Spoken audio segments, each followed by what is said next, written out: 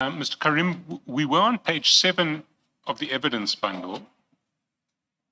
And just to recap for context, Mr. Matlala had sent you proof of payment of 1.5 million from Medicare to Tamiz. Correct. You had acknowledged receipt. There was a call from Mr. Matlala to you, and then you responded in a text at 15:17 on the 4th of February, Morgan sorted. And you confirmed that the Morgan to whom you were referring was Mr. Matlala. Correct. How long have you been on first name terms with Mr. Matlala? Around about 2021, Council, my son and myself were looking for a house in Johannesburg. We found an estate agent, and I was in Mafikeng at the time. My son saw the house, my wife saw the house, only to find this was Mr. Maumela's house. In 2021, we bought it through an estate agent. In 2021, around November, December, we bought this house. I didn't meet Mr. Maumela at that time. He met with my family. I was still in Mafikeng. So for that time, we didn't meet. In about February 2022, there were some issues with the house, and there's a lot of things that needed some work, and he obviously knew who the people were dealing, obviously the contractors and the home entertainment center, the home entertainment system. We then reached out. Mr. Maumela came to the house. That was the first time I met him. He introduced himself. At that time, just introduced himself as Mr. Morgan Maumela. I then explained to him what the challenges with the house were. He was quite friendly and gentleman, and we then started engaging. He started helping me with the house, fixing up the repairs, sorting me out. And in that, we became friends from about 2022. And have you had any business dealings with Mr. Maumela since you became friends?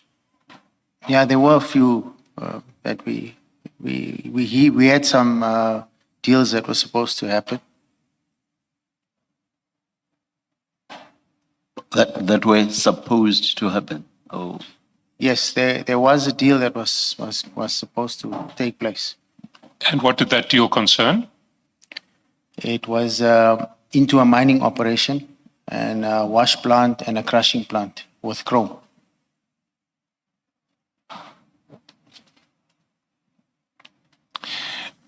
And now, when you said Morgan sorted, you were referring to a payment of 500,000 rands for the benefit of Mr. Maumela. That's right. And that payment was to Lutaga Trading Enterprise. That's right. Who asked you to pay Mr. Maumela? Mr. Matlala. And who asked you to pay Mr. Maumela through Lutaga Trading Enterprise? Mr. Maumela. Mr. Maumela asked you to pay Lutaga Trading Enterprise. Yes. When did you speak to Mr. Maumela to receive that instruction? It was before we got that payment. He'd already been talking to me, saying that he has spoken to Mr. Matlala, and that he asked Mr. Matlala that Mr. Matlala needs to pay him his money, and Mr. Matlala said to him he's busy talking to me.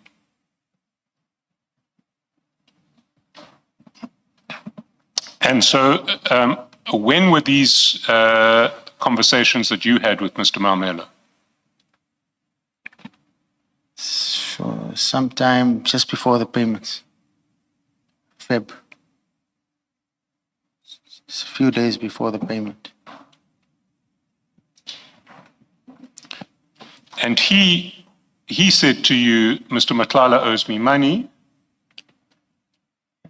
Mr. Matlala approached me and said, look, I need you to pay Mr. Maumela. He wanted me to pay him a big amount, and I said, how do I pay him half of this money? It just doesn't make sense. I mean, you're not paying me, but now you want me to pay 750 of this money. He says, no, Mr. Momela needs the money. Can you do this? I said, look, I can't do 750.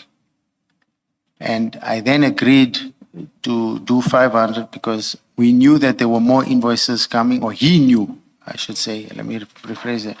Mr. Matlala said to me, there's more invoices that are still owed to him, and then he will then top me up on the next payment. But in total, he wanted me to give Mr. Momela 750,000.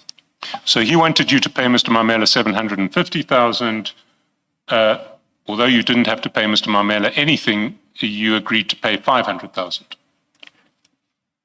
Yes, at that time, I needed to keep, like I said, I needed to keep Cat happy, and I needed to make sure that on the next payment, I get another payment. So that was what I was looking to do. Keep Mr. Matlala happy, pacify him. I didn't want to make the payment, but he insisted. He asked me, please. So I thought if I don't do this payment, I might not get a payment on the next one. And you said Mr. Mamela said that the payment should go to Lutaga. Yes. And when did he say that? It was just after we got paid. Just after you got paid? Yeah. So you got paid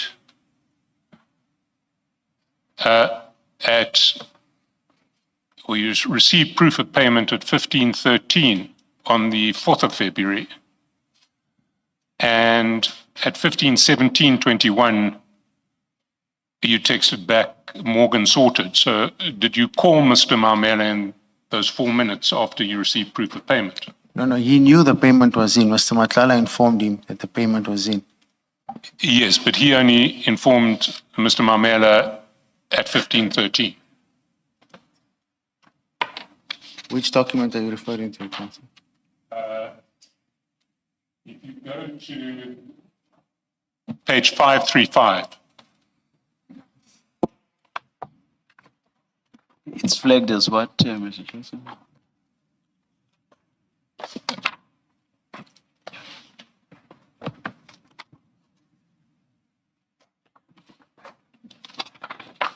At 535, you see that the proof of payment is emailed from Mr. Matlala to Mr. Mamela at 1513:19. A couple of seconds after, 7 seconds after it's emailed to you, WhatsApp to you. Yes. So between your receiving the proof of payment at 1513:12 and your text to Mr. Matlala at 1517 saying Morgan sorted, if you only called Mr. Mamela after you received proof of payment, then it would have had to have been in those 4 minutes. Council, I said after we received payment from SAPS. After you received payment from SAPS? After Mr. Matlala received payment from SAPS, not me. After Mr. Matlala received his payment from SAPS. Yes, but he received his payment from SAPS. If we go back to that payment screen, I think it was on the 4th of February was when payment was going to materialize. We can just... I think it was on the 31st, somewhere there. No, that's when the payment was processed. It arrived. So if you go back to that screen... What page is that, Council? It is Page 6. page 6 of the evidence bundle.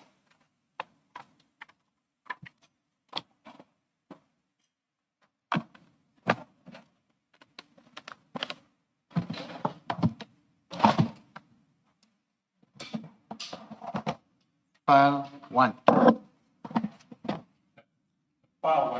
File 1, page 6.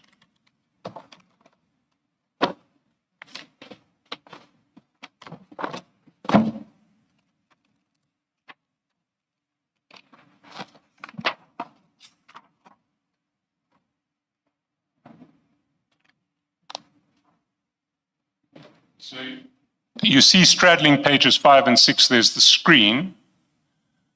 which has two dates. The one date is when payment is processed, and the other date is, I think, is when it's going to be deposited in an account, 31st January, 4th of February. But underneath, Mr. Matlala says, confirmed all chicks to be delivered 4 February tomorrow inshallah, and you say, sure, brother. Yes, the payment reflected on midnight of the 4th. Midnight of the 4th. Yes. So you then, at some stage, called Mr. Maumela to say, I'm ready to pay you. Mr. Matlala informed him that he's going to be paid on that day. And that's when Mr. Maumela made contact and told me to pay him. Yes, but I'm interested in when you spoke to him because... It was in the day, like I said, after the payment. Yes, but, and if I understood your evidence correctly, he was the one who said, don't pay me personally, pay Lutaga. That was his instruction. Right, and it came from him in a call on the 4th. That's correct. Now, this was not your first payment to Lutaga. Is that correct? That's correct. So if we go to page 499,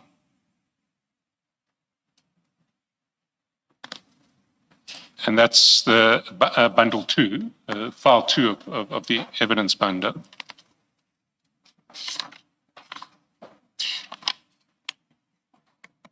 Yes.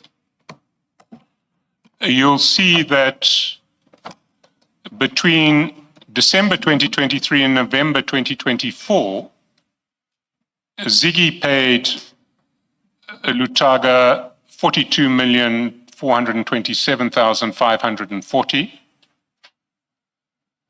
And prior to,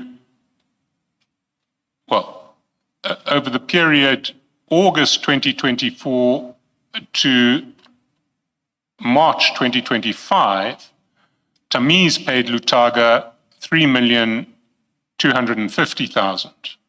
Which 750 was from Mr. Matlala. 750 are these two Matlala payments? Yes. Yes. So the net payment from Tamiz to Lutaga was 2.5 million. That's correct. Mr. Chairperson, to assist with the transcription, can you just Lutaga's name, just spell it for the record? Luthaga, Trading Enterprise.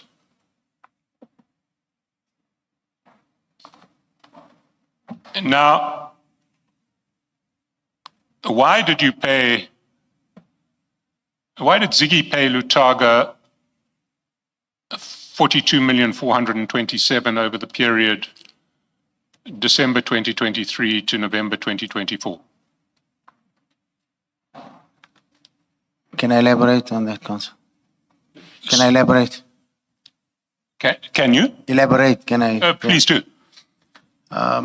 Like I said, I met Mr. Maumela in 2022. We did a lot of work on my house together. We became friendly. Mr. Maumela was a gentleman. He was very helpful. Subsequent to that, we became friends.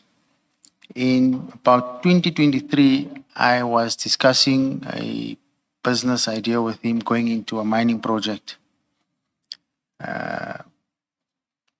into a wash plant and a crusher plant with a mine. That was the idea that I had, which I shared with him. Mr. Maumela was quite keen on investing with me, and I said to him, okay, it's fine. If it makes sense and you feel it's good for you, we can go ahead and do this transaction. I then presented a business proposal to him. We then agreed we'll call this vehicle Chrome Core. So the vehicle was going to be called Chrome Core, and one of my entities would own 50% of it, and one of his entities would own 50% of the vehicle. We needed to raise money because obviously mining is quite cash intensive and it needs a lot of cash to operate. We then agreed we'd both each raise 50 million and 5 million capital. We agreed on that. Mr. Maumela then said to me, I said to him, look, I will raise my part, you go and raise your part. I then asked him, because he was taking a bit of time and I wanted to move with the project because this was my idea. He then said to me, he's going to sell an asset. Once he sells the asset, he'd be able to fund the project. I said, that's fine for me. How much time will it take? He gave me some timelines. And then subsequent to that, he had sold this asset. He then said to me, the monies are going to be transferred into a lawyer's trust account. I don't know the name of the lawyer at that time. And then because Chromco was new and we didn't have a bank account, those monies will then be brought into Ziggy as he's part of the project. Sorry. Chromcore didn't have a bank account because it's new. We were still in the process. So the money that he makes from selling the asset is going to be paid over to Ziggy. Yeah, it's going to come in as a loan into Ziggy. And when was this? This was happening in 2023, around, I should say, we started talking from about August, October, November. It was quite intensive because there was a lot of meetings, a lot of work. We needed to do a lot of presentations because it was a big amount of money for both parties. So we had to discuss it extensively. But I still need to understand why Ziggy paid Lutaga 35 million in December 2020. I'm getting to that, Council. So once the money got transferred to the lawyer's trust account, the money came to me. I was overjoyed now because I could start the project.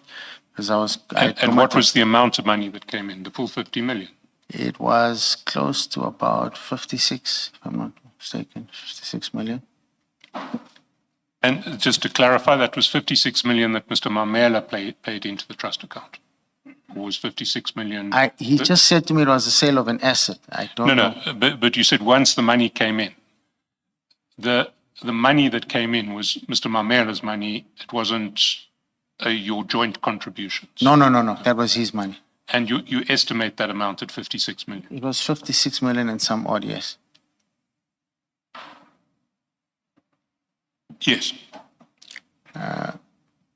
Subsequent to me receiving the funds, Mr. Matlala then approaches me and tells me that he's got challenges with his current house. He's paying penalties and he's losing R1 million a month on penalties with contractors. So if he could please take some of his money and complete his house, and then he'd bring back the funds so that he could continue with the project. For me, it was a slap in the face because I had committed. I needed to move with the project. I'd made commitments. Now Mr. Matlala is telling me he needs to pull out of the deal. He needs to finish his house. It was his money, so he then asked for a refund and said once he's okay, he'll bring the money back. He then instructed me to pay these monies to Lutaga. And then I said to him, look, Mr. Matlala, you're in breach of contract now. I mean, I've committed. Project needs to start. You now taking your funds. He said, no, I'll come back. I'll make a plan. The monies will come. I'm going to sell this. I'm going to sell that. And I had to refund that money. So you said you pointed out to him he was in breach of contract. Were there written contracts in relation to this venture? We had a two-pager that we drew up on that, but we shook hands on the 56 and we said, look, once the assets are bought, we'll then draw up a formal agreement. Once we buy the assets, once we put up the wash plant, once we put up the crusher, and once I bring the plant, the actual yellow metal will then draw up an agreement.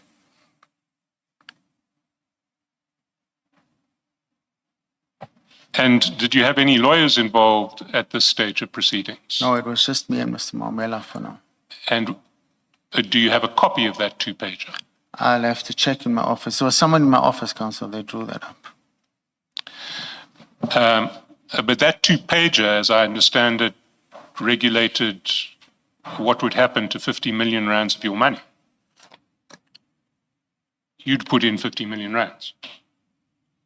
Sorry, He put in 56, but you said you came up with the money, you put in 50 million too. No, I said he put up and I had to put up. Yes, but his was the 56, you had to put up your own 50. Also 55. 55, Yeah. yes. That two-pager was going to govern what you could and couldn't do with 55 million rands of your money and what your right of recourse was against Mr. Matlala in respect of 56 million that he'd put in. Yeah, it was just an agreement saying that we're going to start this venture. This is what we're putting in. And Well, we'd like to see that agreement. Can I ask that you arrange to have a copy of that agreement sent through here? Doesn't have to be right now. But so he had put in 56 million. correct. And he said he wanted to pay contractors at his house because he was incurring penalties. Correct. And even though you had committed 55 million of your own money for this project, you decided, well, you'd give him that money back. It's his money, council. I could not hold on to that money. It's his money. The man said to me he needs it, and he gave me a commitment that in a couple of months he'd bring it back. To date, he never brought it back. He's still in breach. He didn't bring it back. I continue with the project without him. And now, because of that, I had to put up a wash plant, or I have to outsource washing and crushing, which is costing me more money.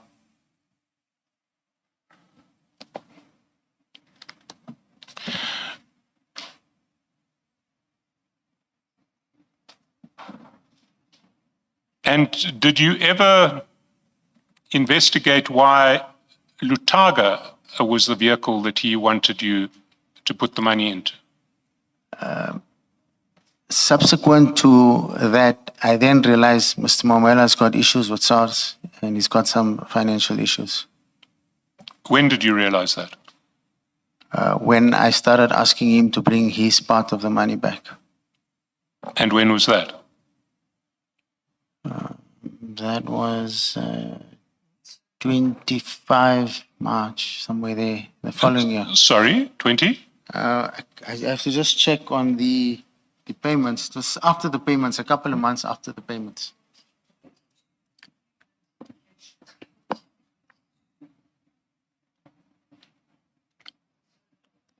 Around Feb, March of 2024, Council. Is it all? March of 2024. Yeah.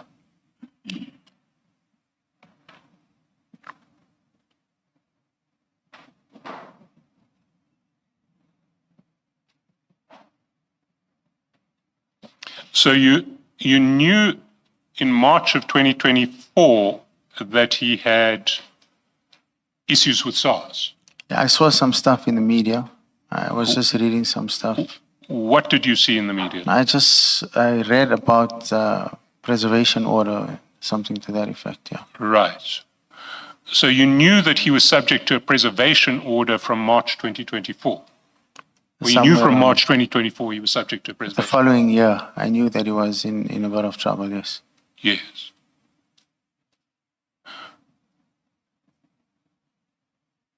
So did you understand that he was asking for payments to be made to Lutaga because that way he could get around the preservation order? No, I didn't know that. Well, then why did you link the two together? Why did you? He told me it's his sister's account, and he's got the controlling rights on the account, and the money needs to go there. So he's got control of that account, That's what he said to me, yes. and it's his, although it's nominally his sister, That's what he said to me, yes. and so money that was owed to him, or that was his money, could be put in that account and escape the SARS preservation order that way. I think this was before the SARS preservation order. The money was transferred before. Sorry, the money was transferred before the Yeah, SARS preservation. The ones in 2023. If I look at it here and I look at the preservation order, yes. Yes, the 35 million that was transferred on the 12th of December was transferred just in advance of the preservation order. Of course, you didn't know about the preservation order at that No, stage. I saw it now in my books. But all of the money that Tamiz transferred, on your version, was transferred with full knowledge of the preservation order. He asked me to transfer the money. I had to transfer the money. And you knew at the time that he was subject to a preservation order from SARS. Well, he just said to me, you can transfer it. No, we've been through this already. You said that he explained to you that Lutaga was his sister's company, but Yes. that he could use the money there. Yes. And so that so what you were doing in making the 3.25 million payments from Tamiz to Lutaga, and at the very least, was circumventing a preservation order, is it not? Chair, my learned friend is now going into territory we thought he was going to go into. Unless he can demonstrate how this links with the mandate of the Commission, these questions are unlawful. Mr. Chairperson? Chair, we are interested in the relationship between Mr. Matlala, Mr. Mamela, and this witness. We're interested in how the proceeds of crime move around between those witnesses. We know that Mr. Matlala, at the very least, had influence over certain people within the SAPS. We know that this witness held himself out as someone who had influence over certain people within the SAPS and indeed over the minister. We know also that Mr. Matlala and Mr. Mamela are alleged to have been involved in widespread tender fraud and corruption at the Tembiso Hospital alongside what we see in this case. We are at the very least entitled to investigate whether what we're looking at here is a criminal syndicate engaged in widespread tender fraud and also exercising influence over members of the SAPS. And that's where these questions go. Chair, that is precisely the point. What you've not heard at all is that any of these funds came from any irregular or unlawful police contract. In fact, you've heard quite to the contrary. You've had loose statements like proceeds of crime. You've had a statement that Matlala and Mamela were involved in tender frauds in hospitals, and that exactly proves the point that this is beyond the scope of this commission. Our learned friend is asking this. We say it as a fishing expedition, and to try and embarrass this witness through matters that have got nothing to do with this commission. You will be better acquainted with your mandate than I am, and none of this comes within that. It's entirely outside the scope of this inquiry, and if this question or line of questioning is permitted, we submit that the Commission will be acting in a way that's contrary to the rule of law and the principle of legality.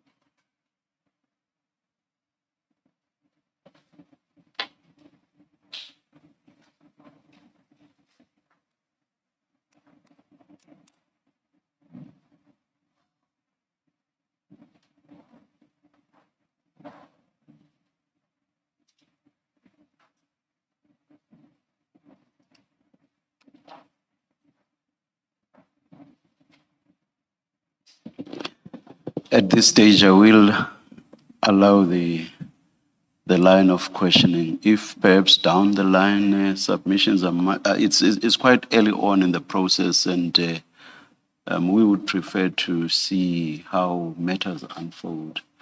We are not closing the window to the possibility of being addressed down the line as to whether, after it all, the evidence should be allowed in the sense of us being able to use it. But it is too late in the day at this stage for us to close the door. Please continue, Mr. Shaskelson. Chair, may I just then Yes. register that my client is advised that he must answer these questions under protest, and on your assurance that if this is revisited, any answers that he gives will be struck and will be regarded as pro non scriptum. Yes, if in the end we make that order. Thank you, Chair. Yes, Mr. Shaskelson.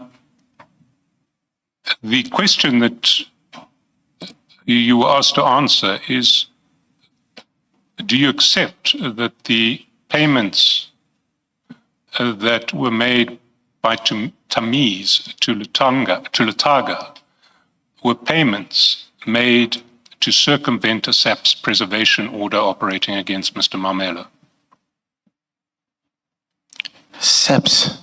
Sorry, a SARS preservation order against Mr. Matlala. Look, I didn't know what was preserved by SARS. I had no idea what was preserved by SARS. Whether the sale was before or after, I was not aware.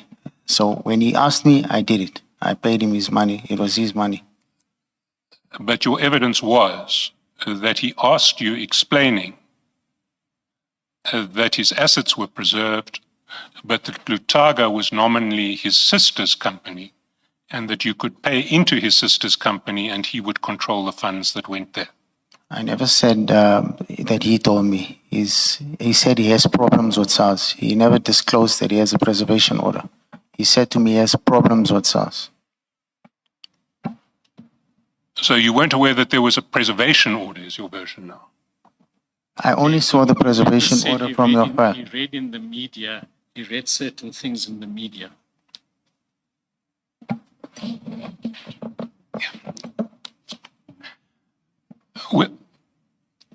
We'll come back to this if we need to. The record will speak for itself in this regard. There are other questions I want to ask you in relation to Mr. Matlala.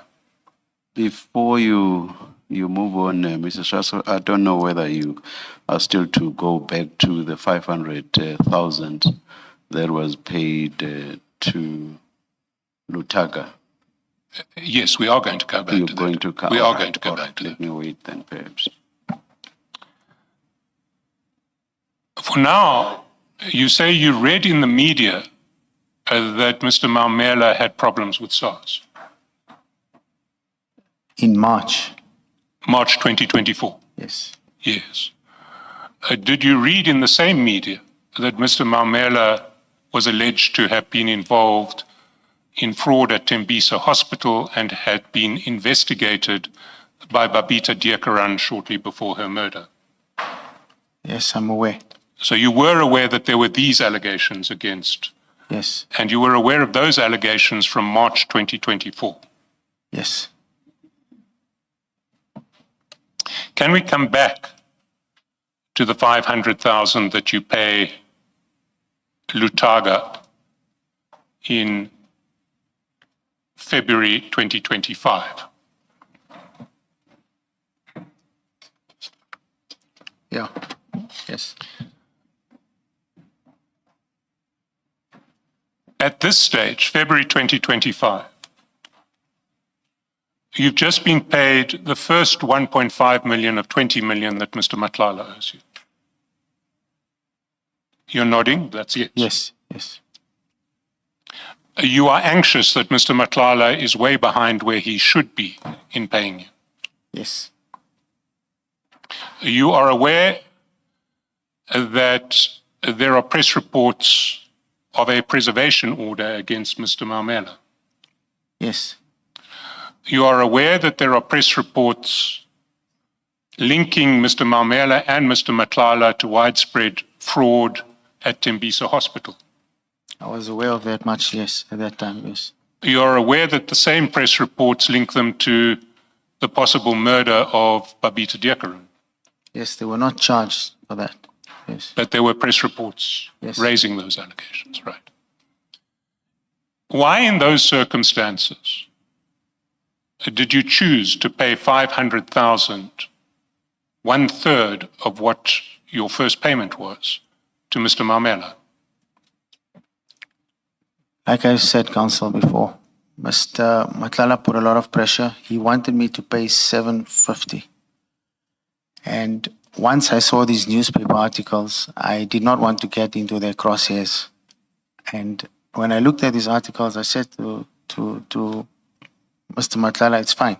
I can't pay 750. What I'll do is I'll pay 500. I cannot do 750. Why did you pay anything at all? This man owed you money, large amounts of it. Yes, but there were more invoices coming, and he promised me that on the next payments, he'd do good and give me a top up on that. So, You understood yourself to have an agreement with Mr. Matlala that he would repay you 20 million rands out of invoices over 3 years. over 3 years. Correct. You were worried that he wasn't doing that. Yes. And yet you choose, when you first get paid, to give up 1/3 of your payment. Yes, because we had another 20 million rand worth of invoices, or he had another 20 million rand of invoices that needed to go in for payment. And he promised to do good on that. How did you know he had another 20 million rands worth of invoices? He told me. And what evidence did he provide in that regard? He sent me the purchase orders, all these documents that there's a whole lot of purchase orders that were here. That was proof that he had money still outstanding to him. Those purchase orders, those long, long lists of purchase orders, were sent in April. Yes, but he had not delivered on them. He had not delivered on them. I mean, these are previously to these purchase orders, he had more purchase orders. He had a lot of purchase orders. Mr. Matlala had a lot of purchase orders. Hence, in January, he needed more cash to deliver on those purchase orders. Which purchase orders had he sent you by February when you chose to pay 500,000 to Mr. Maumela? It was these that were going to come. He knew these were coming. He may have known that they were going to come, but he hadn't sent them to you, had he? No, we spoke about them. You spoke about them. So Mr. Matlala told you, don't worry, I'm getting more purchase orders. Yes. And why did you not say to Mr. Matlala, you can pay Mr. Maumela out of your share of I the did money do that that, has come? Council. I did. I on several occasions told him that he can pay him on his own. He just requested and requested, and he just kept on asking, and then I agreed to do that. Mr. Carrim, you don't strike me as someone who just lets business partners walk all over him if they request. Mr. Chesterton, you raised a very important issue. You fingered these two individuals on a murder. You just said that a few minutes ago. So I read this in the media. Yes, I'm a businessman. Yes, I have a family. I have people to protect. I've got kids. At that moment in time, I did not know whether these rumors are true or not. Well, that's an answer that I can accept, Mr. Carrim. But we'd have saved a lot of time if you had come up and set out with that answer right at the beginning. If your answer is you thought that you might be dealing with a murderer, so you didn't want to say no to him, well, then that's an answer I can accept. Is that your answer? I'm saying alleged, these stories were in the media. I'm not saying he is, I'm saying I read. So yes, I was afraid of that. So you're saying now that in addition to his asking and asking and asking as a reason for paying 500,000 to Mr. Maumela's chosen payee, Mr. Matlala's chosen payee, Mr. Maumela, you also had some misgivings that the media reports may be true and that you may need to say yes to protect yourself and your family. Yes.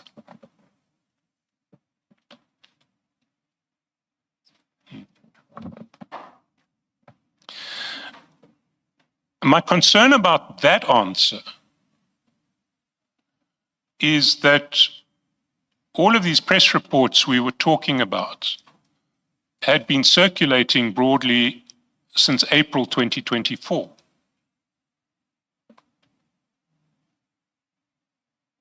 So why did you go into business with Mr. Matlala in June 2024 if you'd seen all of those reports?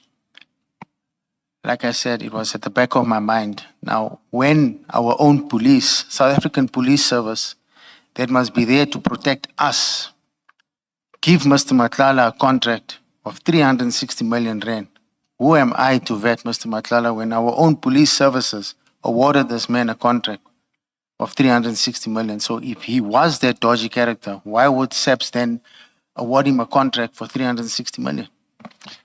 Well, Mr. Carrim, I don't find that answer convincing either, because one of your recurrent refrains here is that Mr. Matlala is constantly looking for people who have connections within the SAPS and within the ministry to exercise influence over his contract.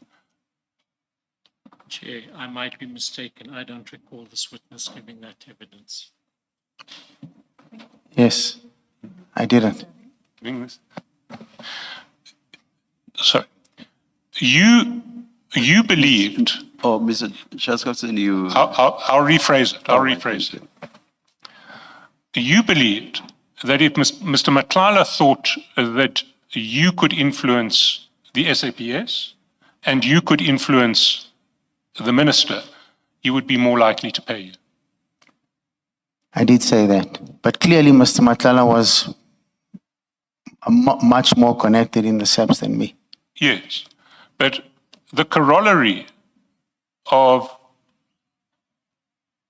believing that Mr. Matlala was interested in people who could influence the police must have been a suspicion that Mr. Matlala was looking to manipulate processes within the police and the ministry. Counsel, you'll have to ask him about that. I can't comment on him. Yes, but in response to your answer that you were reassured that the police themselves had given Mr. Matlala this contract, so you felt, notwithstanding the reports, that you could go into business with him. I want to put to you that you should have anticipated that there was a possibility that Mr. Matlala had manipulated the processes within the police. I was not part of that process, Counsel. I'm not saying that you were part of that process. I'm saying you should have anticipated that he was part of that process. Counsel, when someone brings you an appointment letter, you don't question the appointment letter. I did not know if there was anything untoward done in that process. I didn't know. And not only do you enter into a contract with him, or you enter into an agreement with him, but you advance him 10 million rands without a written contract. Why did you do that? There was a draft agreement set in place. There was a funding agreement set in place. We'd agreed that the funding agreement would be signed after the SLA. This is the first time you've mentioned this draft funding agreement. Does a copy of this thing still exist? Yes. Again, I'd ask that that gets sent through to the Commission. But I come back to my earlier question. Are you in the habit of advancing 10 million rands to relative strangers without any written agreement, never mind any security? At that moment in time, when I met Mr. Matlala, we drew up the agreements. He had the award letter. We then agreed that I'd nominate someone to get onto the bank from my office, which we did, just so that we could get the SLA and then get the funding agreement signed. So we appointed someone from my office onto the bank for notifications as security for releasing funds. Sorry, you appointed someone? Yes, from my office. Mr. Matlala allowed me to bring someone and nominate them onto the bank account. Onto the bank account of Medicare 24. Correct. Why hadn't you mentioned that earlier? We're talking about it now, Council. That's not my question. Why hadn't you mentioned it earlier? You're asking about an agreement or any security. So I had someone on the bank account. You were asked to explain your relationship with Medicare 24. Did you not think it was relevant to know that you had someone with signing powers over their bank It account? was not signing powers, Council. So it was just notification for the initial stage, Sorry, notification? meaning he's appointed. So any funds coming in, any funds going out, we'd get the notifications of that. Yes. And who was that person? Mr. Ziad Khair, Can you spell that? Ziyaad. Mr. Ziad who? Khair, Khair. And he received notification of all movements on the account of Medicare 24. Yes, let me elaborate, Council. Please do. So we appointed Mr. Khair on the bank account. That lasted not more than a month. Mr. Khair was removed. I then contact Mr. Matlala and ask him, Removed by whom? I called him, it had to be removed by the owner of the account, obviously. I then call him and ask him what's going on. He then says to me, look, I need someone else. I need an accountant. Can you get me an accountant? Can you get me a CV of someone that's capable? I agree. I then call a friend of mine from Pulukwani, Mr. Faik Mohammed. Please, Mr. please Fa- spell the name. Faaik,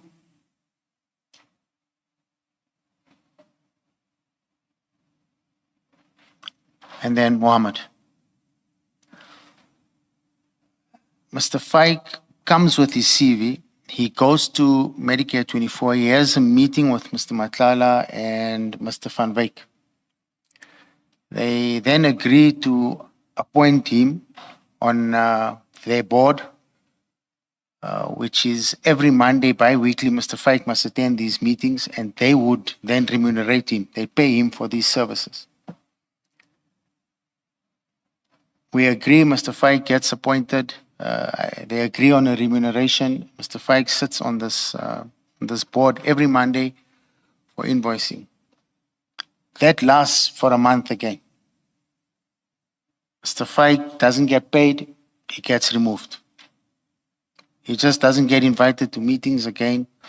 Call Mr. Matlala again, he says, no, Mike's got this problem, Mike's got that problem, Mr. Van Wyk's got this problem, but from all the correspondence between Mr. Mohammed and the board, Mr. Mohammed was doing his work. There's chats between Mr. Mohammed and the board of Mr. Mohammed's work that he has to do. But Mr. Mohammed was also removed and not paid. And I raised this with Mr. Matlala. He kept on saying, no, we'll sort it out. And at that time, events were getting up to us because now I'm not getting paid. I'm not getting paid. My people are getting removed. I'm putting pressure on him to pay. He needs to deliver. And I want him to sign the funding agreement. He kept on saying, yes, we'll sign the agreement, get the SLA. I finally get a copy of the SLA. I call him and he kept on saying, we'll get the funding agreement signed, but the funding agreement never got signed.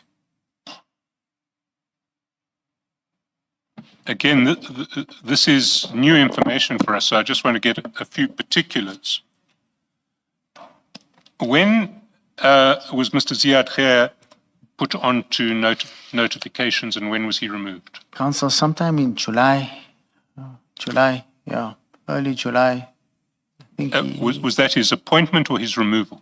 his appointment. And he was removed approximately a month later. I think a month later, yes. And Mr. Mohammed was then notionally appointed to the board. Would that have been in August? No, much later. Much later. Yeah, So there was an interregnum period when you had nobody. August, he submitted his CV around August, September, somewhere around there. He submitted his CV. And you say he lasted on the board approximately a month. Yeah, just over a month. He attended a few meetings and they never called him back for any other meetings. So when was he nominally on the board, if you were to give us a start date and an end date? September, sometime mid-September to October. I'd have to check. So September, October is what you're looking at. Yeah, I speak under correction, Council. I need to check this. Please do, and maybe overnight if you can get us some exact dates on those. And if I understood you correctly, although Mr. Matlala had asked for Mr. Mohammed to be there, he effectively gave Mr. Mohammed no access to the affairs of the company. He did have some access in the beginning. He did have some access in the beginning. What did you understand that access to be? From what I understood, he would have some access into the banking system of Medcare 24. I speak under correction, but he had some access into the system of Medcare 24 or the banking. So he could look to a certain degree into transaction records. Yes, I Is think. what you understood. Yes. But then possibly in October, that access was removed. Yeah, I'm not sure of the dates, but he was also removed. We just have to get Yes. the correct timelines on the dates. Yes, but he was removed. And after his removal, was there anybody else who was given access at your instance? I asked, but nothing was done.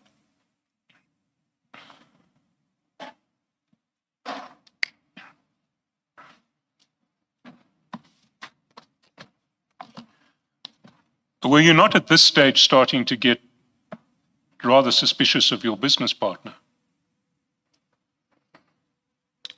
Yes, I was. So by the end of October, you are concerned that your business partner is not only someone who's alleged to have been involved in tender fraud and possibly murder, but he's also someone who seems not to want to give you access to his accounts. Yeah, we just have to get the dates correct. Could be later in October. So.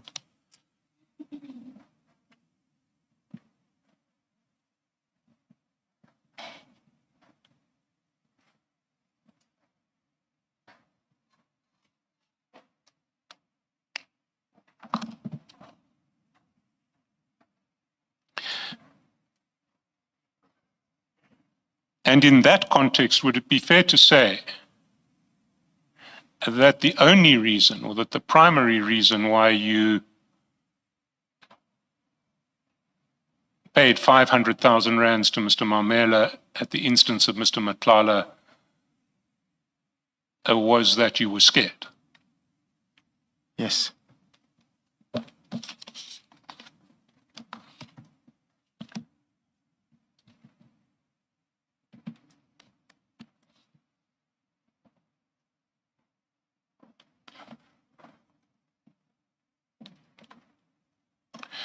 And there was one further payment.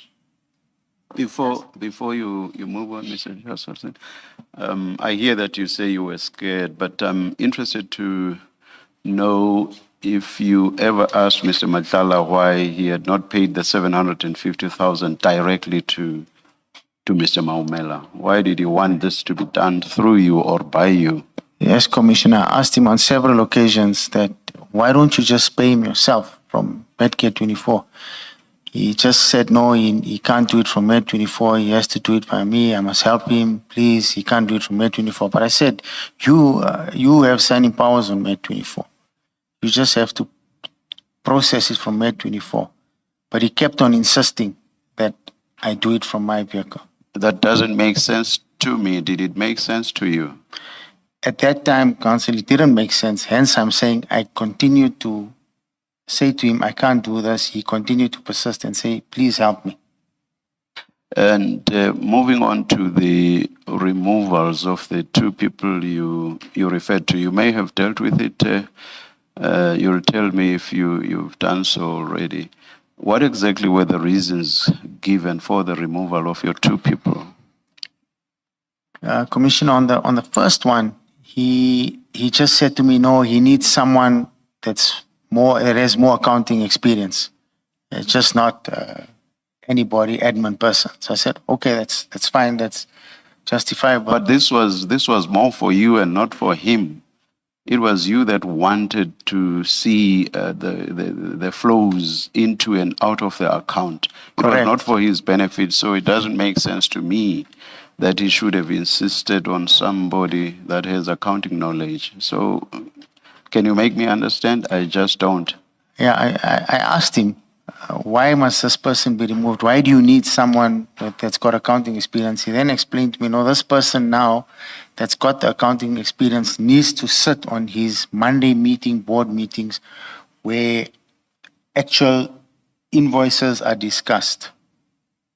That must go in and follow the trail of payment. So he needed someone that had knowledge, accounting knowledge. That was his reason. But for your purposes, I mean, you were satisfied to see that money had flown in, money was going out or had gone out. You were satisfied with I was that, satisfied with that, Council. which is why you had set that system up in the first place, not so? Correct. I was satisfied with that. So for you, what you said must have been unacceptable if you were happy with what you had set up, correct? I did raise my concerns. I did say to him, there's no reason to remove this guy. No. I'm asking you, you were satisfied with what you had set up, correct? Yes. So why did you allow him to tell you about the need for someone with accounting knowledge? Why did you agree to that? He has overall powers on that account. So even if I stage my protest, he can remove that person. I understand that. That's something else altogether. But about you, why did you agree to that? Because what you had set up was satisfactory for your purposes. I didn't agree. I didn't agree, but he still removed the person. But did you reason with him? Yes. Along the right lines? I tried to reason. He'd already removed the person and then requested another person. All right. Now he's got, or you've given him someone with accounting knowledge, and why was that one removed? When I went back to him, he said, Mr. Van Wyck's got issues with this guy. I said, can you give me proper, what are the issues? Because this guy works under Van Wyck, and he's not a problem. He's not a troublesome person.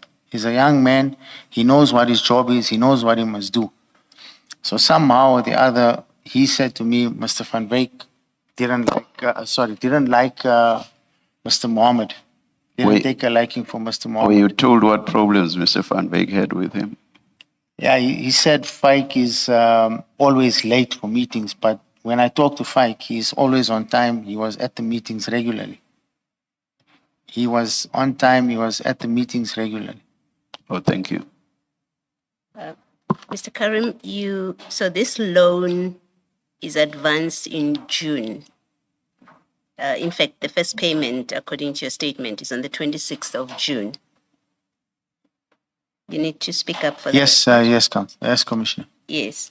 So the first person that you appointed to be a co-signatory to the account, that you nominated to the account, they would have been appointed when and removed when? You said for about a month. July. So they were removed in July. No, he was appointed end of June, beginning of July. And we'll just have to check, but Yes. there is records, definitely. Okay. And immediately after they were removed, another one was appointed. Mr. Mohammed was Yes. appointed. And Yeah, you Mr. say Mohammed was appointed at Medcare 24, at the offices. on the board. Yes. So he's not a signatory. He's not a signatory to the account. We need to check what access he had. I'm sure we can find out what access he had and to what extent was his access, yes. Yes. My interest really is you've put in 10 million rand into this business or this transaction. Well, it's into the business. What they do with it is to service. That's what you say. Mr. Matlala said to you he needed it to service the tender, but it is into the business Medicare. You've put in 10 million. You expect a return of 10 million rand, so a total of 20 million rand. How is it that you accept that the people that you have nominated so that they are your eyes? You say they are there to see as money comes in, so that they're your eyes. When they are removed, you leave it be. That's the end of the matter. How do you explain that? No, it wasn't end of the matter, Council. I insisted that I need explanations as to why these people are removed, first of all. And I said to him, it's unacceptable. I said to him, we had an agreement. And when he removed Mr. Pike, I mean, there was not an altercation, but we exchanged some harsh words. He did not even remunerate Mr. Mohammed for the services that he produced. He didn't pay him. And I said to him, but it's not fair. We had an agreement. And then I kept on insisting that I need to put Mr. Mohammed back onto this board. He said to me, no, when he restructures the board, Mike is, as the CEO, Mike will now step aside and Mr. Mohammed can come back. Did he come back, Mr. Mohammed? We tried on many occasions. Mr. Mohammed has messages between himself and people that were sitting on the board, kept on asking them, when can I come? Send me the link. Can you send me the link for the meetings? Nothing transpired out of it. Yes, so at some point, Mr. Mohammed stops being on this board, and that's really what I would like to get to. At which point does he stop being on this board? And you do not, after that, you have no representative on this board where you It's put in a around huge investment December, end of December. of 2024. Yes. Okay, so beyond December 2024, you no longer have a representative on this board? No. Okay. Now, if Mr. Mohammed was on the board up to December 2024, why would you need to ask Mr. Mkhotsi about payments coming in? Because you've got somebody there you've got a representative on the board who knows about what's happening in the company. Why would you need Mr. Mkhotsi to tell you whether payments are being made or not? Commissioner, Mr. Mohammed has access to the med system. He knows He's got access to? to the Medicare system. When I was asking Brown about payments, Brown Mkhotsi, that was from when Mr. Matlala said payments are in. That was from the SAP system. Mr. Mohammed didn't have access to the SAP system. He only had access to Medicare system. I understand that. I'm asking you a different question. You would have known or should have known through your person in Medicare that payments, remember what you say in your statement is Mr. Mkhotsi is not paying, Mr. Matlala is not paying you, you're getting nervous, it's now December and you're not receiving any payment. You then ask Mr. Mkhotsi whether Mr. Matlala is getting work, that's the first thing you say, and then two, whether he's receiving payments. You ask Mr. Mkhotsi that, who's not in SAPS, so he will go to his contact. But you have a person inside. It doesn't make sense to me that you would have a person inside and you don't say to that person, are payments coming in? Is this company getting work? Yes, I had that information. We knew there was, but we were not getting paid. The only person that could check if we're not getting paid was Mr. Mkhotsi. No, your statement says you asked Mr. Mkhotsi to find out whether Mr. Matlala is receiving work and whether he's getting payments. That's what you say in your statement. Yes, Commissioner, I did do that. It's exactly that I'm querying with you, that why would you ask Mr. Mohotsi for that kind of information when you have a person inside the company? I had a person in the company, but his access was limited to invoicing only. That's all he could see. He could see an invoice, and when the invoice would go in, that's all. But he's a board member. I think you've told us that he's a board member. He's not a board member as such. He sat on the finance board. Yes. A finance board. So you're saying he wouldn't, did you ask him? Maybe let's take it one step at a time. You either asked him and he did not give you satisfactory answer, and you can explain why he doesn't give you satisfactory answers. That's why you go to Mr. Mohotsi, or you never asked him. And in your statement, you just speak about Mr. Mohotsi. You say, I got anxious and I asked Mr. Mohotsi to check his work coming in, which I would be surprised if your man didn't know that work is coming in. 2, is he getting paid? I'm surprised that your man doesn't know that. His main function was only invoices. He sat on the finance board. They would have a bi-weekly meeting where he'd just deal with invoices going in. So he would never know when payments will come, where's the payment stuck. At that time, payments were stuck. Hence, Mr. Mohotsi checked for us where the payments are. But he would know that work is coming in. Well, he'd see invoices. Okay. All right. The second question that I have about this payment, the Tamiz payment, in total, how much did Tamiz receive from Medicare? The net payment was 1750.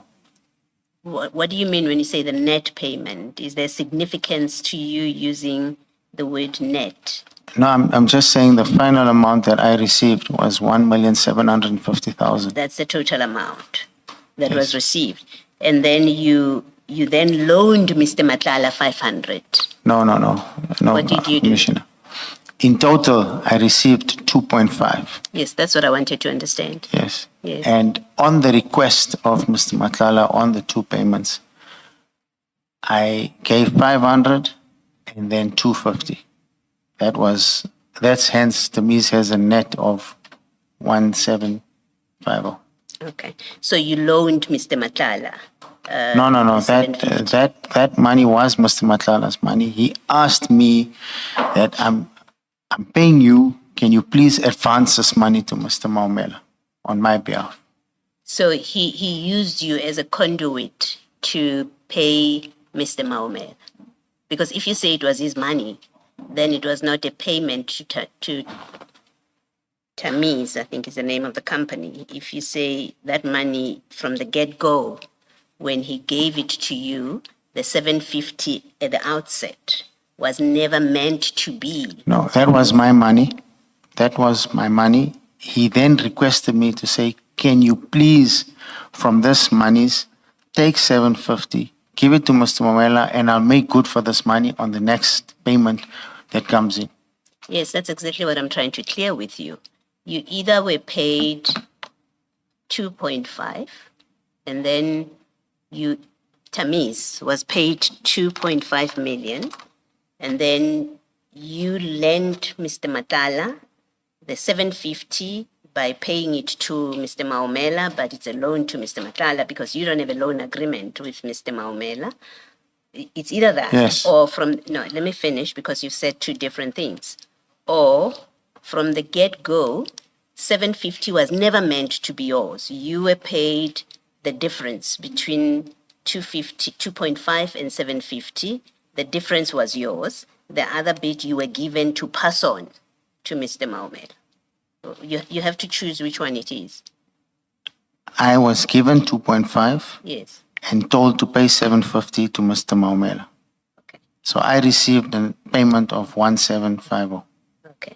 So you were being a conduit, really, for Mr. Matlala. Yeah, he asked me to pay and I paid, yes. I'm asking the nature of that transaction. It's important for me to understand the nature of that transaction. Either you were paid the company was paid 2.5 million and then it loaned 750. Commissioner, I was explaining. Let me finish, because it's important that you clarify to me. So let me ask my question, and then you can clarify my difficulty. You get Tamiz gets 2.5 million paid to it. It's either that's a repayment to the company, all of it belongs to this company. And then Mr. Matlala says, you know what, I need to give Mr. Maumela 750. Won't you please help me out, right? And then you help him out. So it's now a loan that Tamiz is making to Mr. Matlala. That's one scenario.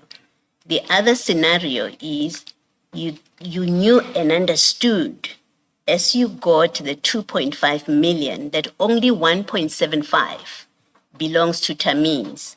The balance is Mr. Matlala asking you to be the conduit to get this money to Mr. Maumela. It's one of the two. So I'm No, asking you to it's the say first one. which one of the two is it? It's the first one. Okay, so you advanced a loan to Mr. Matlala after. And in he fact- was going to, on the next payment, Yes. he then said, I'll do good and sort you out. I'll top it up for you. That's exactly what he said. Okay. So Tamiz would have a record that shows it has loaned Mr. Matlala or Medicare that 750,000. You're nodding. Yes, yes. Thank you. Just one question from me. Were you ever a shareholder of Medicare 24? No, Commissioner. So what entitled you to appoint people to its subcommittees or its board, either Mr. Care or who's the other person, Mr. Faik Mohammed? It's not an official board. It was just the finance board, but it was on the request of Mr. Matlala, not me.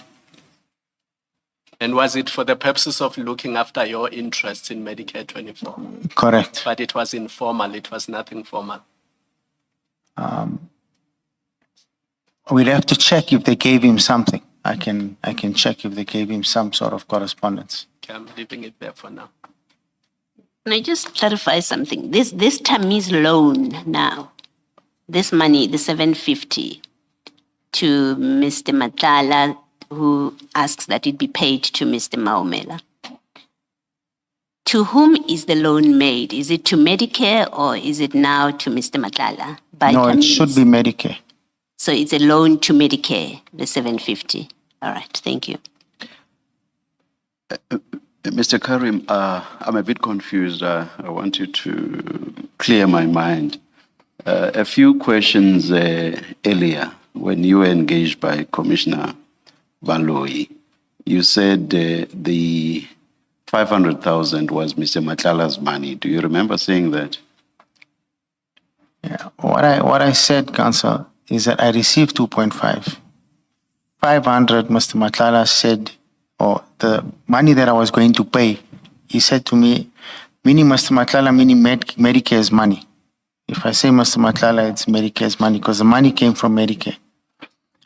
He said to me, pay this monies for me, and on the next payment, I will then reimburse you and I'll top it up for you. Yes. Okay, let's take it at the level of it being Mr. Medicare's money then. If you say it, not necessarily Mr. Matlala's, my confusion is still not cleared. Responding to the very last question by Commissioner Baloyi, you said it was now a loan to Medicare. Which is which?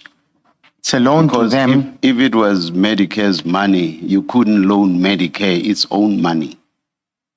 Can you please clarify your statements? Or are you withdrawing your earlier statement that it was Medicare's money? It cannot be both. The money came from Medicare 24. That I understand. Mr. Matlala is the director of Med 24. That too I understand. So I'm saying it's his money or it's his money. No, once paid to you and is now in your hands. That was the context in which Commissioner Baloyi was asking you. The money has now been paid to you or to this entity and is now in this entity's hands.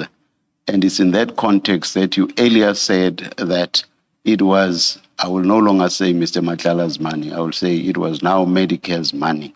It was Medicare's money. Yes, so Medicare, in terms of the loan, still owes me that 750,000. Now, how could it be? How could it continue being Medicare's money when it was now in Tammy's hands? How could it continue being Medicare's money? Because Mr. Matlala initially wanted me to pay 750,000 of the whole 1.5 million, which I refused. That doesn't answer my question. I'm trying to get to. Please get to an answer. So, when he gave me the money, he said to me, "This is the money. You give Mr. Maumela 750, and on my next payment, Medcare will then do good and give you back your 750." That doesn't answer my question, which is, once the money has been paid to Tammy's, so it's in Tammy's hands, how does it continue being Medicare's money? That is my question. And what you've just said does not answer that question. When we agreed on how much he's going to pay, he said to me, "I'm paying you 750 on your payments because I want you to give Mr. Maumela money." So he said, I'm increasing. I said, "But it still doesn't make sense, Mr. Matlala, because in terms of our agreement, you need to pay me 10% of invoices that were paid. For example, if they invoice 1 million, he must pay me 100,000. And if to you it was as good as Medicare's money, how could you have retained the 200,000 if Mr. Matlala had said pay 750? No, I refused to do it on the first payment. Sorry? I refused to do it on the first payment. He wanted me to actually take half of the first payment and pay the full 750. According to your responses, it's Medicare's money anyway, so why retain the 200,000? Why would I? According to you, it was Medicare's money anyway, according to the responses you've given. The 750. Let me finish. So how could you retain the 200,000? I didn't retain 200,000. You did not pay the 750, you paid 500,000. Yes, You because paid I 500. said to him he needed to pay me. So you extra. actually retained 250. Yeah, please respond. He initially, that first payment needed to be 2 million. He reduced it to 1.5. And he said, "Pay Morgan 750. I said, "No." He then said, "Okay, what can you give him?" I said, "I can give 500 from here, and on the next payment, I'll give another 250. All right, thank you. I'll leave it there.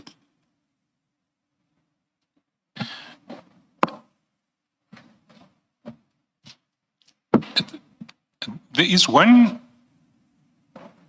issue about this arrangement that I just don't understand, which is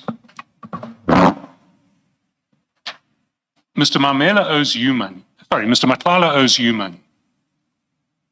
He says he also owes Mr. Maumela money. He needs money to get to Mr. Maumela.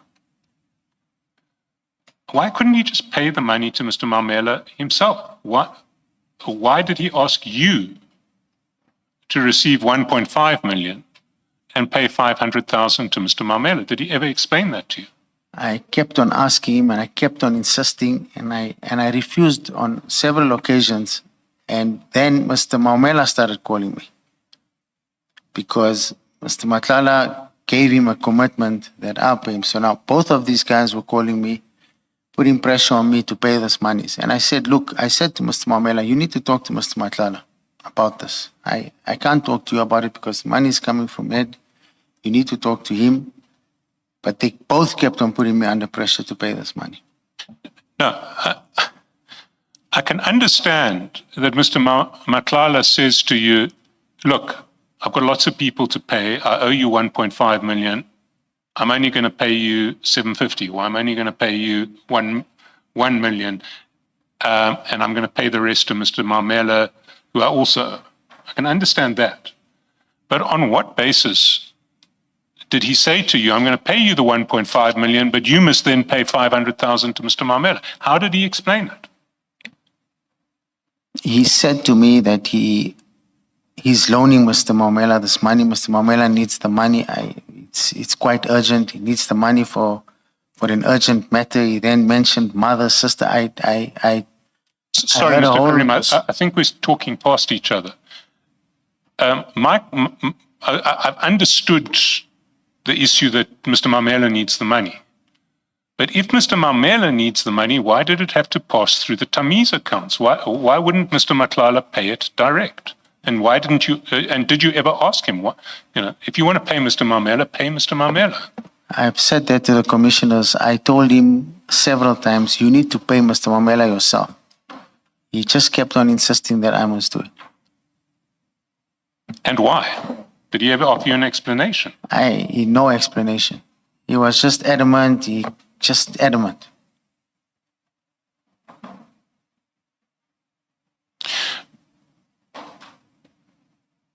You see, what worries me here, and I do need to put this to you, is that at the end of the day, unless something dramatic happens with witnesses who are still to come, the position of the evidence leaders, at the very least, will be that the payments coming out of the SAPS contract were proceeds of crime. Don't know if you are aware of this, but SAPS cancelled that contract on grounds of fraud and corruption. And we've already seen some evidence of corruption, and our investigators have seen others. Now, if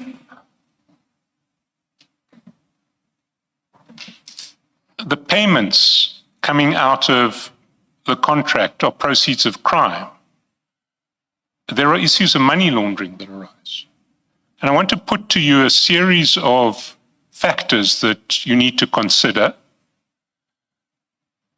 And then I'm going to ask you if there's anything that you want to say in response to that.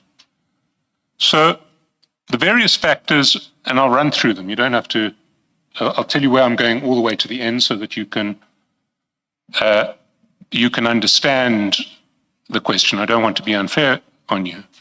The first is that we know that SAPS cancelled the contract on grounds of fraud and corruption. The second is that you knew that Mr. Matlala had access to people inside SAPS who would furnish him with payment screens and other internal SAPS documents. The third is that you knew that Mr. Matlala wanted your assistance inter alia because he thought you had access to people inside SAPS and the minister who could influence matters relating to his contract. The next factor is that you knew Mr. Matlala was reported as having been involved in widespread tender fraud at Tembisa Hospital. You also knew that he was alleged to have been involved in the murder of Babita Diakaran, who was trying to expose that fraud. Now, if the contract was in fact procured by fraud and corruption, then the proceeds of that SAPS Medicare 24 contract are proceeds of crime. And that raises an issue under Section 5 of POCA, the Prevention of Organized Crime Act. What Section 5 says is that a person commits a criminal offense, a money laundering offense, if they ought reasonably to have known that certain amounts were proceeds of crime, and if they conclude a transaction which is likely to have the effect, and I'm quoting, of concealing or disguising the nature, source, location, disposition, or movement of those proceeds, or any interest which anyone may have in respect thereof.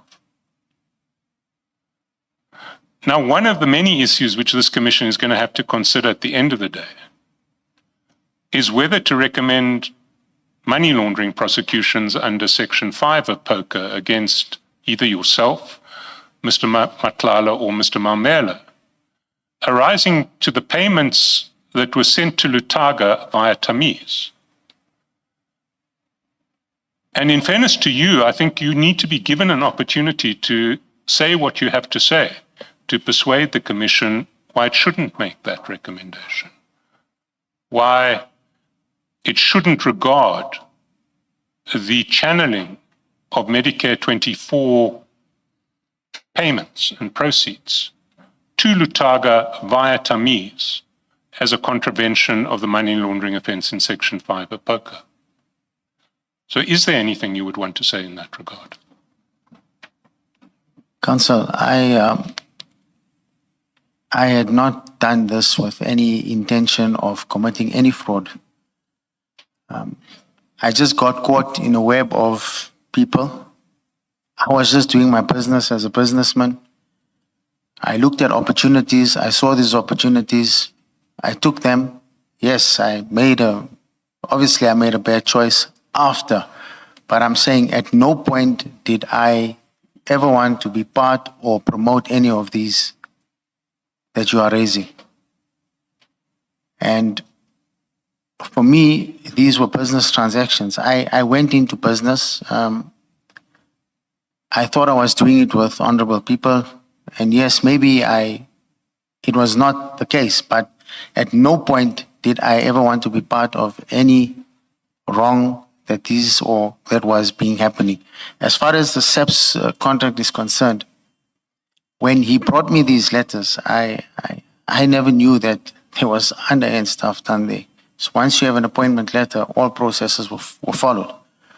For me, it was a business transaction. I looked at the opportunity. I saw the opportunity. As a businessman, I took the opportunity. Yes, I should have picked up my guard when my people were being removed and not removed. But at that point, I was already into the contract. I needed to salvage something. I needed to grab onto something, my money. For me, I just wanted to get my money. And at some point, I even said to Mr. Matlala, if I could just get my capital back and you continue with this, because this is not going to work for me. We're struggling to get payments. You keep on complaining. You keep on having issues. I can't do this. And obviously, with the Brown Mokgotsi issue, it just became too much. But yes, that's what I have to say.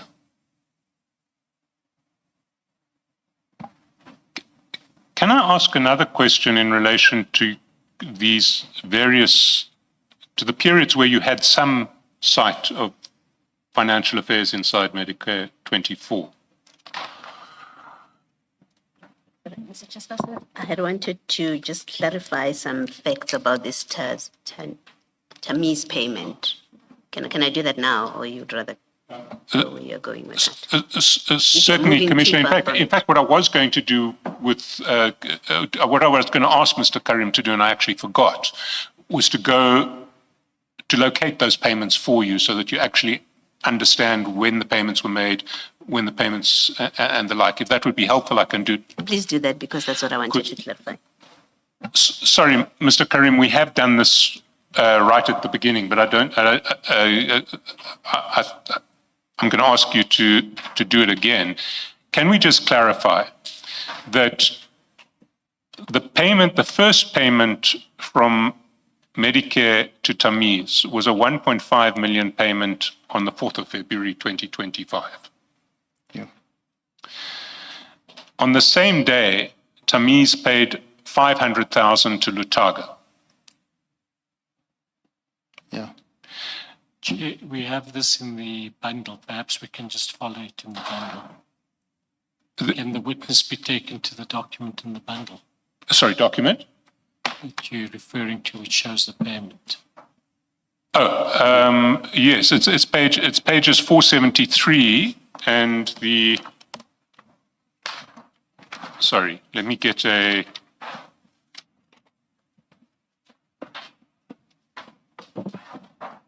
And is that file 2 of 2? That is file 2 of 2. That's on 469. I have 473, I have. I mean, there is a table of payments from Tamiz to Lutaga elsewhere in the bundle.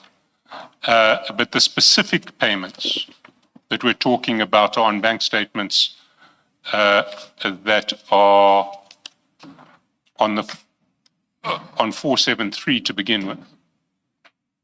Are you there, Mr. Carrim? Yes.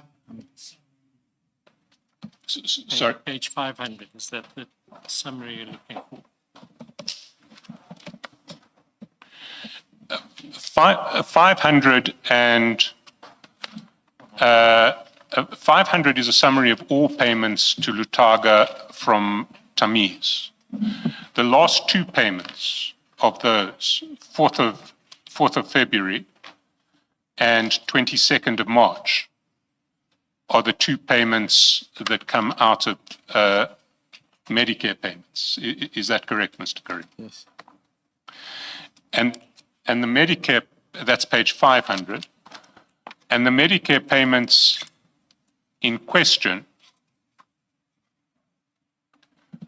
are the 1.5 million payment on the 4th of February, which is page 473, Yeah. and a second payment of 1 million, which was made on the 17th of March, which inexplicably is not included in the bundle because the relevant bank statement jumps from the 21st of February to the 22nd of March. So, but if I think it's common cause that is the second payment on the 17th of March. What we can do is we can just make the missing, it's a single page bank statement, we can make that available to Mr. Carrim and his legal team if they need it.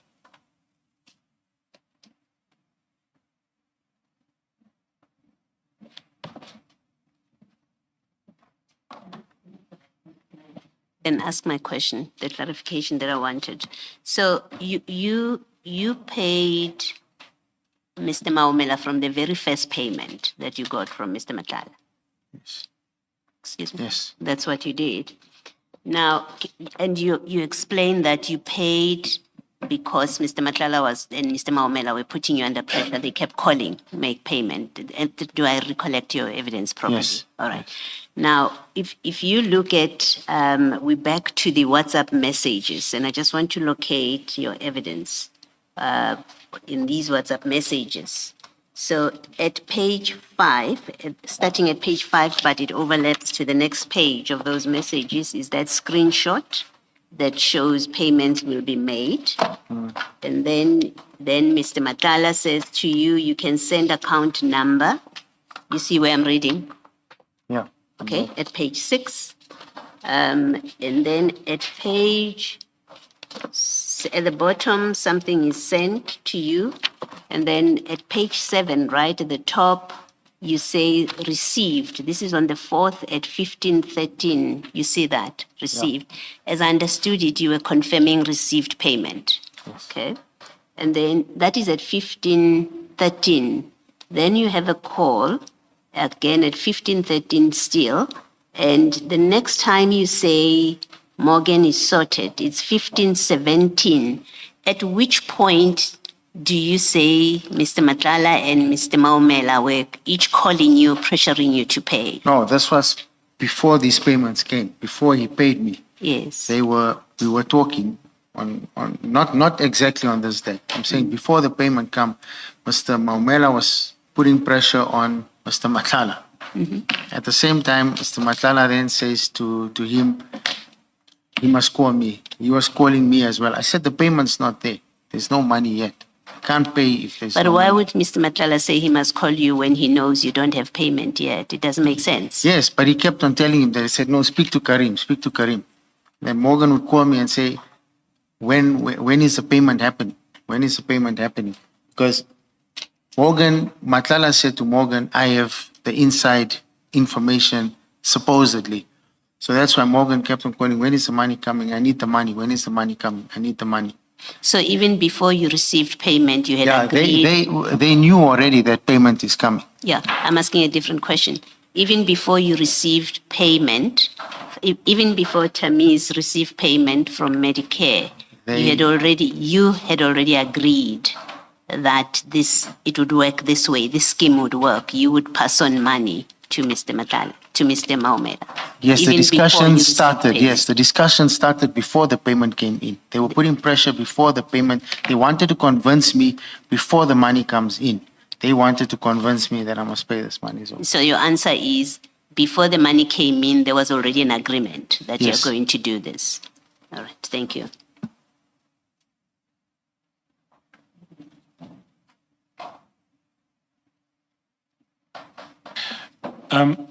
Mr. Carrim, I just want to deal with the issue of that limited period where you had people with some sight into Medicare accounts. And your rough estimate of that period is July, August 2024, and then again, possibly the month of September, maybe spilling into October. under correction, might be October or November, December. We just need to, yeah. Sure. Did anyone ever report to you that payments have started to flow? And I want to play open cards with you because Yes, they did tell me payments were coming in. At that time, Mr. Matlala didn't want to pay me. He then said to me, he's just trying to recoup some of his investment that he'd already put into the site establishment. So he was already getting paid, yes. So you knew he was already getting paid, but you essentially cut him some slack. Well, he asked for a breather, yes, for 1 or 2 payments, just to recover. And were you aware that the payments continued from September all the way through each month until the first time that you got paid at the end of January? Well, you got paid in February in respect of payments that were authorized at the end of January. No. So you knew that some payments were being made. You didn't know, and All, yeah. you didn't know all of them. And at what point? Well, you can't tell me at this stage because you need to get specific dates, but you'll give us those dates tomorrow. Yes. As to when you were, as to when you lost sight of movements on the Medicare accounts.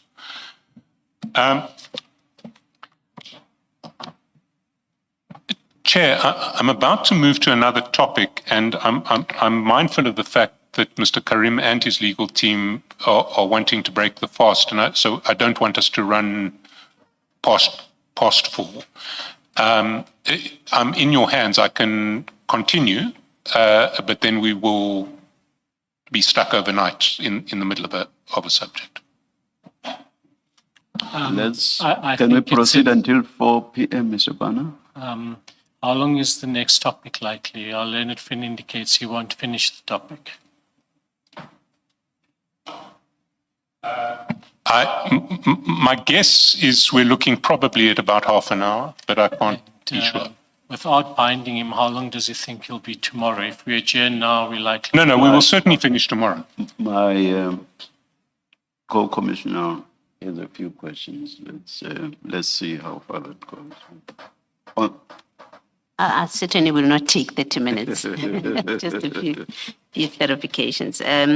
Mr. Carrim, this you say that I'm trying to understand the nature of your relationship or interaction with Mr. Matlala before you advanced this 10 million rand to Medicare.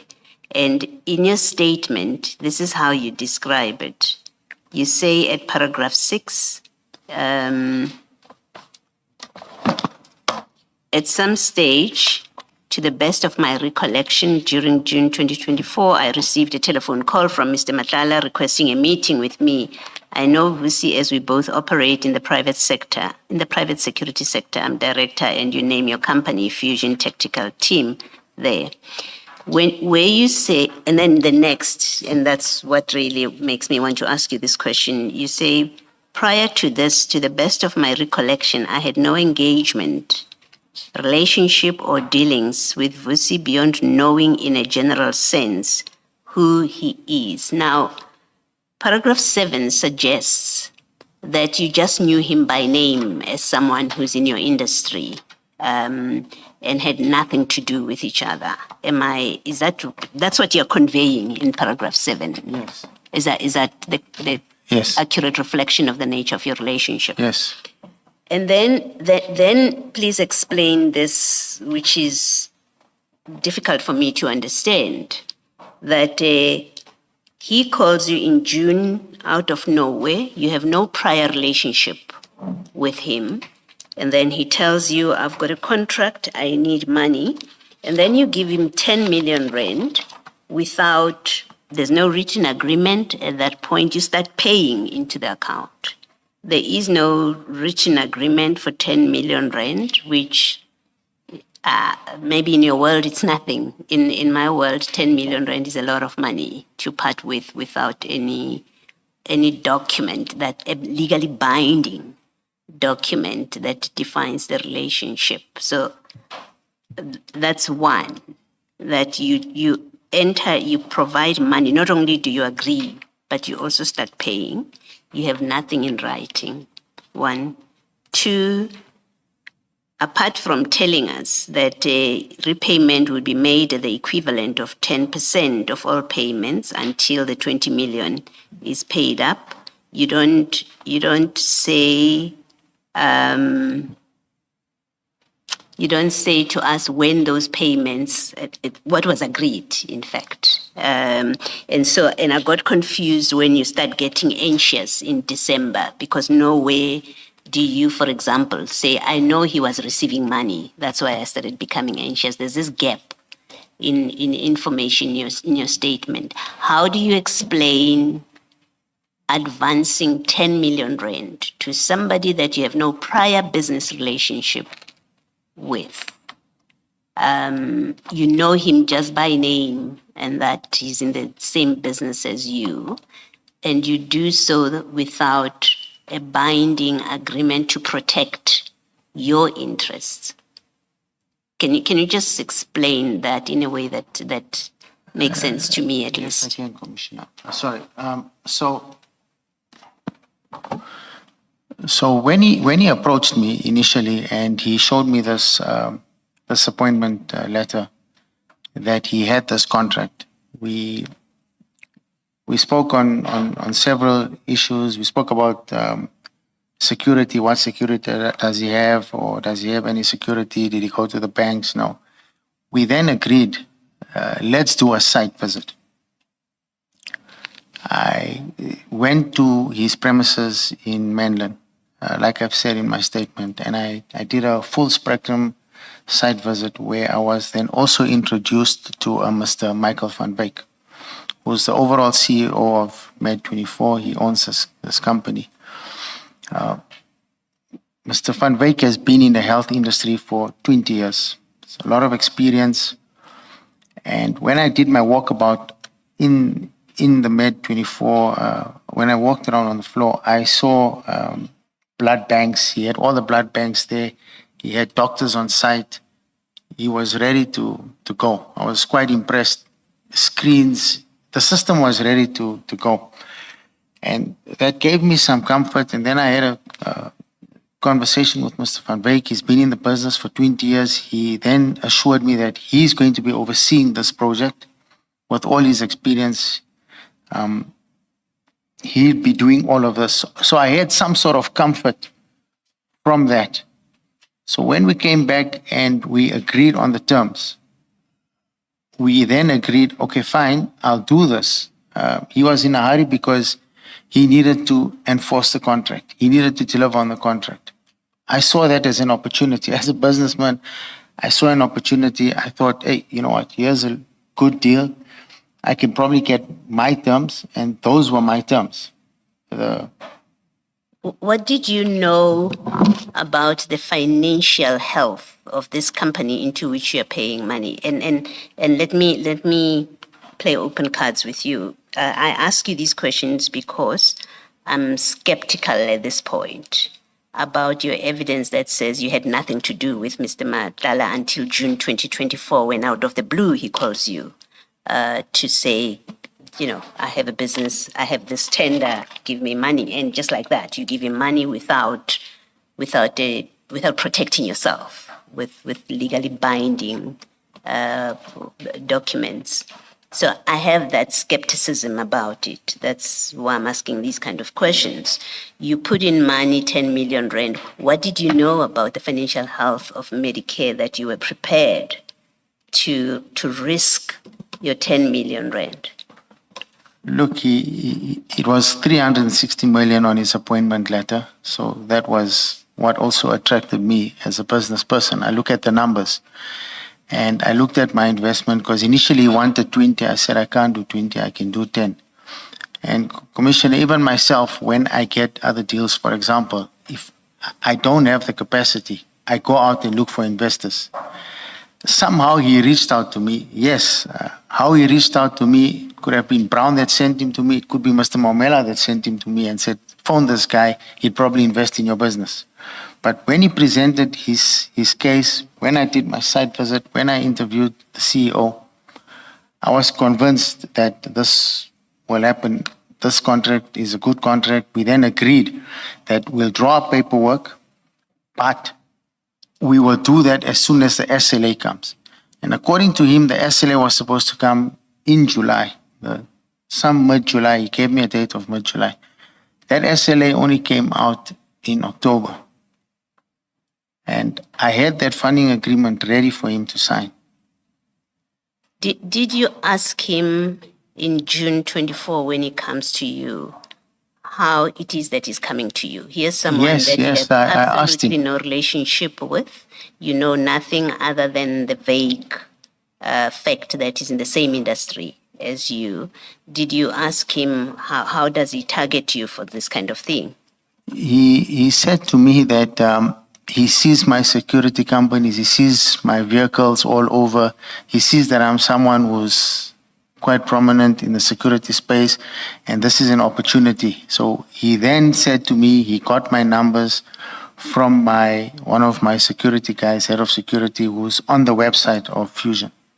He phoned that guy, asked him for my numbers, and that's how I got my numbers, and he called me. So he came to you cold, basically. It's for all intents and purposes. It's Yes, someone and, walking from the street, knocking at your door and saying, I need 10 million rand, and you give it to him in these circumstances. Commissioner, when he came to me, he didn't come from the street. He came in a Rolls Royce with about 25. From the street, I think you understand what I'm saying. Yes, he came with about. From the street, as in. Yes, This is not an acquaintance. This is not someone that you have done business with. This is not someone that you have even met socially, because that's what you're telling us. You have absolutely nothing to do with him. All you know is he's a player in the industry in which you have a company. So I mean streets in that way. Yes, he was very impressive with his first appearance. I'm saying he came with maybe a big entourage. I think there was maybe like 25, 30 bodyguards. He came with the whole entourage. So I saw capacity. I saw someone that knows what he's doing. I saw someone that knows business. And for me, that was impressive. Thank you. Can I use this opportunity to help you clarify something you say in your conclusion? In 51.2, I think you were responding to a question whether you had any relationship with the Minister of Police. And then in 51.2, you say the contract was awarded during the tenure of the previous minister, Minister Carrim. And then you say, it is clear that it is impossible and in fact untrue that you could have persuasive influence over two different ministers.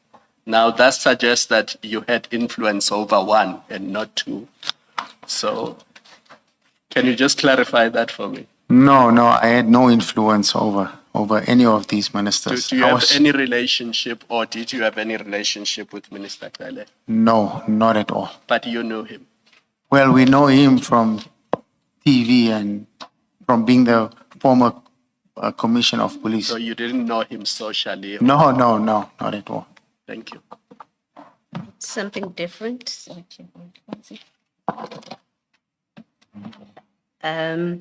You say in paragraph 10, that's where you explain why you approached Mr. Mahotsi. You say he's known as someone who is connected. What do you know about his connection or his being connected in the context of this transaction? What do you know about his connections? Commissioner, he didn't say much, but he always said to me, we know him as a person that's connected everywhere. You need something done, you talk to Mr. Mukhotsi. You need to get something done, you need to find out something, you call Mr. Mukhotsi. He knows everybody. He just knows everybody. Well, our specific interest, our particular interest here is his connection to the SAPS. Yes, but also, he let me finish. To the SAPS, but also to politicians. And you quite carefully say he's known as someone who is connected. So I would like you to unpack that. What do you know about the level and extent of his connections? Look, Commissioner, for a long time, he's been at various structures. He coordinates campaigns. The ANC is very active.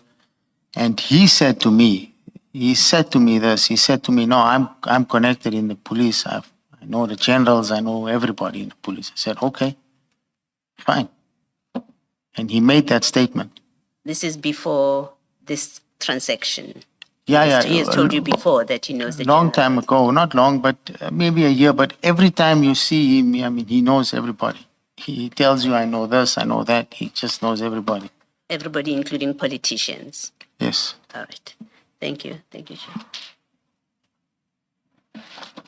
I think for the record, I must mention that the ruling has been, or rather copies of it have been furnished to Mr. Carrim's legal representatives, the evidence leaders and my co-commissioners, and I've given instructions for it to be uploaded onto the commission's website. So for those interested, it will be available there.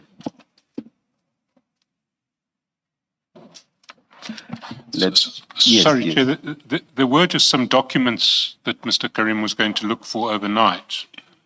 The one was his two-pager agreement with Mr. Matlala in relation to the mining venture. Second was the draft agreement that he had with Medicare 24. The third was details of the accountant who instructed that Mr. Matlala should pay Tamiz, not Ziggy. And the fourth was he was to consult with his attorneys in relation to accessing his WhatsApps from 2024-25 with Mr. Mukhotsi. And I would ask also with Mr. Matlala if we can just get an answer on those tomorrow morning. Have you managed to itemize all those, Mr. Bana? Have. Thank you. Thank you. Let's adjourn and resume at 9:30 tomorrow.